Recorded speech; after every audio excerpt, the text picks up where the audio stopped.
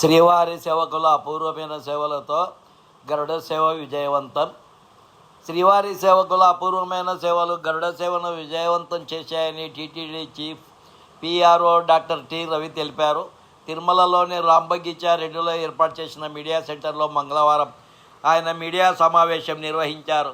ఈ సందర్భంగా మాట్లాడుతూ ఈ సంవత్సరం వార్షిక బ్రహ్మోత్సవాలలో 3,500 మంది శ్రీవారి సేవకులు, 400 మంది పరకామణి సేవకులు, 100 మంది గ్రూప్ సూపర్వైజర్లు ఆన్లైన్లో బుకింగ్ చేసుకుని శ్రీవారి సేవకు వచ్చేశారని చెప్పారు.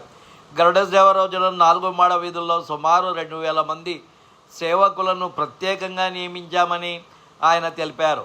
వీరిలో 800 మంది అన్నప్రసాదం, 700 మంది హెల్త్ డిపార్ట్మెంటు, 200 మంది హోల్డింగ్ పాయింట్లు, 300 మంది విజిలెన్స్ మరియు పోలీసు విభాగాల్లో సేవలు అందించారని పేర్కొన్నారు.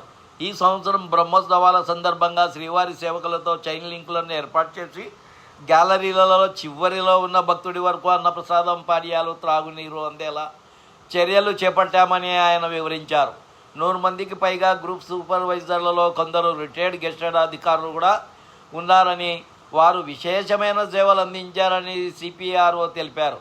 సెప్టెంబర్ 28న ఉదయం 4 గంటల నుంచి అర్ధరాత్రి 12 గంటల వరకు దాదాపు 20 గంటల పాటు శ్రమించి సేవకులు అపూర్వమైన సేవలు అందించారని, వారి సేవలను భక్తులు మాత్రమే కాకుండా టీటీడీ విభాగాలు కూడా అభినందించాయని ఆయన పేర్కొన్నారు.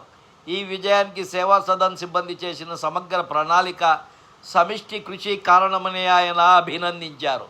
ఈ సమావేశంలో టీటీడీ పిఆర్ఓ కుమారి నీలిమ కూడా ఉన్నారు. టీటీడీ ముఖ్య ప్రజా సంబంధాల అధికారిచే జారీ చేయబడిన ఒక ప్రకటన ద్వారా ఈ విషయం తెలియజేయబడుతోంది.